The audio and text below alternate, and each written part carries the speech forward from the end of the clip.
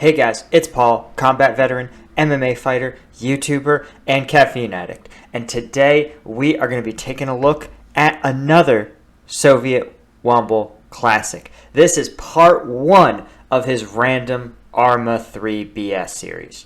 So, let's get into it. Oh god, do I know what I have to click for my videos? The more stuff I stream, the more confusing my OBS layout gets. And a whole tub of popcorn. Nice. You guys ever seen the scene in Jarhead where the soldiers complain at the end of the first Gulf War that they never got to fire their weapons, and then they go out into the desert and they have this like celebratory gunfire thing? It's kind of like that. Though those are really dangerous because those rounds tend to, you know, come back down and tend to hit people.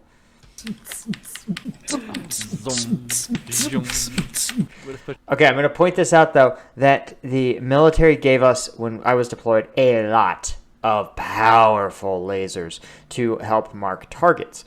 And so we actually tested some of them out. We had one green laser that could extend and illuminate like an area that, as far as we could tell, was like a mile plus away. Like, it was like blinding. Like, it was legitimately like a laser weapon system. Push up to this hill. I'm not that fast. Wait for me. Stop crawling on the ground like an earthworm. I will join you, my brother. No, we're not being earthworms. I'm getting there. I'm getting there. We're coming. What? There soon. Are they butt scooting? That's like that is a jiu-jitsu. That is the worst jiu-jitsu warm-up of all, honestly. If you ever go to a mixed martial arts or jiu-jitsu class, sometimes they will do that exact motion where you like dig your heels in and kind of butt scoot across the mat, and it's annoying then and it's annoying now. Just give us 2 minutes. Wait. But I love how it's an option for moving in Arma 3. What are you doing? Let's have a race. Okay. All right. Ready? Go. Go. I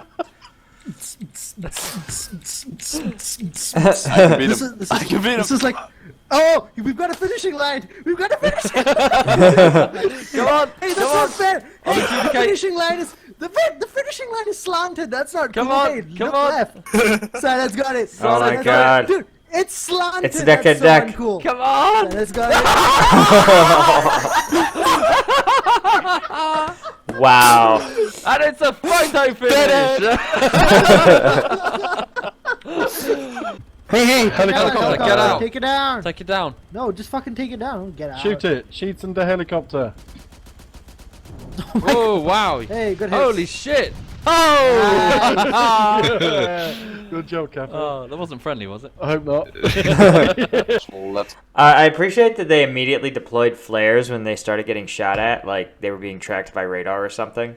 Go down to the boats. Go all the way around. Hurry up. Come in, let's go. Why are you standing like that? Get back. You're doing it. Oh god!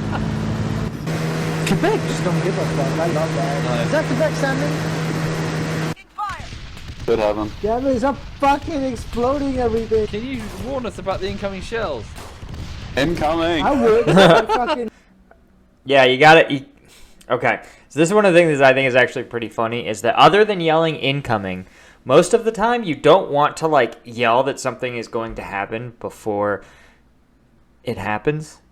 The classic example being the one where you're on a patrol, somebody shoots at you, and instead of shooting back, you yell like, contact, contact. Like, what's the yelling? We know, dude. They're bullets. They're loud. They're very clearly at you. Just return fire. Same with when people are like, enemy there. It's like, you found them. Like, that's it. That's why we were being quiet. Shoot them, you know? It's just, it's hilarious, right? Unless it's like an ambush. I mean, obviously there's exceptions to every rule, but 9 times out of 10, if you see the enemy and they don't see you, shoot at them. That doesn't... Don't be like, contact incoming, enemy, 3 dismounted packs. Ow! You cock! You very cunt. You're just sitting in this mountain watching you sweat your fucking ass out. Where are they? Hang on. I'll get the intel. Cool. Very good. Stripping for gear, folks. We're not done yet. Oh, it's out of range. Okay. Oh, whoa, that's the actual proper protocol. To when you seize an objective, you push through it, and then while one team pulls security, the other team is going, or while some of you pull security, a two-person team is going to search the bodies for intel. And you also clear them to make sure they're dead, get any intel, make sure there's nothing else that's could hurt you, like they may have like died with a grenade with a pin pulled or something, or have a suicide vest on, anything that could pose a danger. You want to make sure you check it before you move on, because follow-on units will probably have been told, hey, this area was already cleared. Why have we called fire support at 225-199? Team 1 fucking scatter! Team 1 fucking scatter now! Team 1! Get the fuck out of here! Get the fuck out! Oh! This is, okay, that's actually like a classic mistake, is in a firefight, you just start reading the letters on your GPS, or the letters and numbers on your GPS, into the mic, not realizing that you're calling for fire on yourself. It's such a stereotype, and they make you repeat it back like 3 times, right? And now thankfully with the dawn of like these GPS signalers and some other systems, you can see where your forces are. So like the artillery will probably be like, hey man, just double check, looks a lot like that's where you are, our maps show that as your location, over. What the fuck? Oh my god. So team 1 is like the heavy fire and the sort of assault squad. Charismatic team leader. I appreciate him giving himself that moniker. And team 2 Or that modifier, charismatic. is the squad that dicks around and fucks the other team when they're not looking. Jesus. Pretty much. Yeah. Oh my god! What? Is there anyone sitting in the back of the heli? Look at the guy's neck across the... Oh my god! Falling. Stand still, cyanide. Whoa, I see you three. Who's in their underpants? Breathing. I am. Oh my god, he literally That's how I like to is. fight my wars. Okay, I'm just going to point out that there is actually, I think there's actually a famous, I think it's like a clip from Restrepo, or like a video, or a photo from, again, around the time I was deployed, I think like 2008, 9, or 10, but it's of a soldier in Afghanistan, right? His base comes under attack.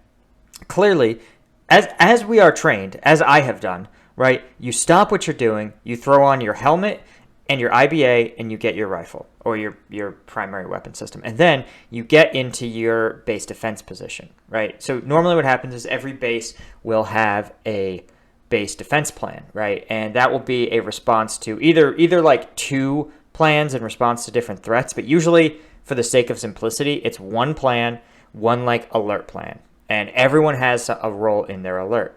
Oftentimes, if you're not stationed at the base, your role, when you arrive, you will be briefed immediately. They'll say, hey, welcome to FOB Jabroni. All right, right there in the event of an emergency is your nearest bunker. They are located next to these things. You will get into the bunker if you hear the alarm sound or the code blank. Usually they'll have some sort of like code for base defense. It'll be like, Geronimo or whatever. And yeah, so you will immediately brief everyone that comes onto your FOB what the base defense plan is. But if you are an actual like unit that's regularly at that base, you will have a role in base defense, right? So you will they will tell you, hey, your soldiers are gonna reinforce towers 4, 5, and 6, and spin up 2 of your vehicles to block 2 entryways. The key is though that there's usually like a PA system. That PA system will sound that alarm, and whatever you are doing, you stop doing that, gear up, and get to your base defense positions, period. So at one point, I had done it in workout clothes. Like I was in the gym working out when they triggered it. I ran back to my base, ran back to my room, rifle, IBA, helmet, and bugged out to our motor pool to make sure that our vehicles got run up and our crews were getting together, and we were making sure we had enough people directed to our positions. So yeah, it was Was what it was. You know what I mean? That's how it is sometimes. Right on the ocean. I don't know if you'd ever have to push out. If you have to push out on a patrol before you can even change into like real pants, that is probably a sign of an issue. We're in the sky. Oh God. If you look down, we're in the. Are you up in the air? What are you doing up there? Holy shit, what? You should see this up there. Oh, wow. It's amazing. Okay, that camo pattern, that like chunky digital, that's actually old school 2007. I think it's called Type 07 PLA camo, and they actually have like 12 different kinds. It's a really diverse digital camo set, and in fact, you can buy old pants on eBay. They're great for hunting, especially if you have different environments, like you're going to hunt in the desert or you're going to hunt in a forest. You can just buy one set of each. You can even buy like their winter permutations.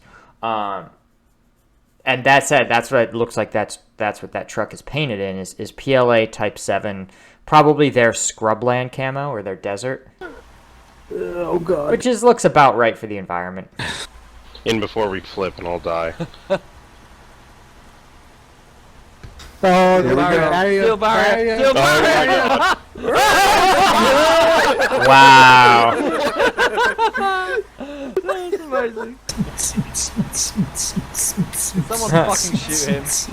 Oh god. Oh no, this Oh more god. interesting. Oh god. Okay, this seems like the most realistic part, where it's just like 45 minutes of them driving in the back of a 5-ton truck in the rain without any sort of shelter, probably en route to somewhere pointless. Oh god! Oh god!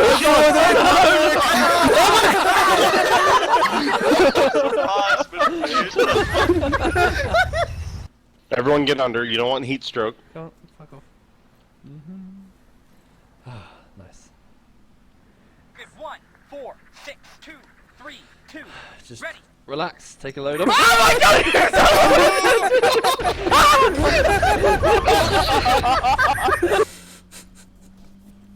Okay, none of that's ever happened or going to happen. I hope. Shit! 50 meters. Hit the deck. 20 meters. Squad on deck. our left. They're coming right at us, dude. See them, Rausch, get down, Yeah, get see down. them. They're right next to us. Yeah, Hit the deck. Do not move. Do not move. They're walking straight towards me. Fuck. Don't move. They don't have MVGs. Oh my god, they're walking on you.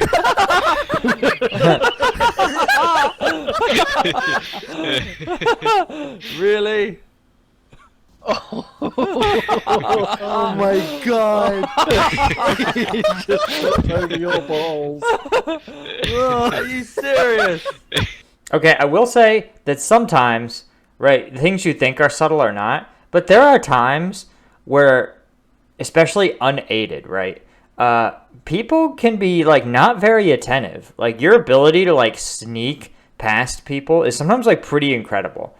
Especially nowadays. Like, if you told me this was some, like, rando jabroni militia, and half of them were on their phones, and the other half had recently, like, smoked a bunch of weed, or, like, done hash, or shot up heroin, and were just sort of, like, dick dancing around, and that they literally tripped over enemy forces and didn't notice, yeah, I'd believe that. Whoa, what happened? Don't move. They don't have MVGs. Oh my god, they're walking on you.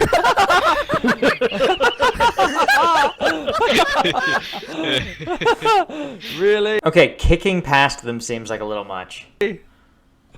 Oh my god.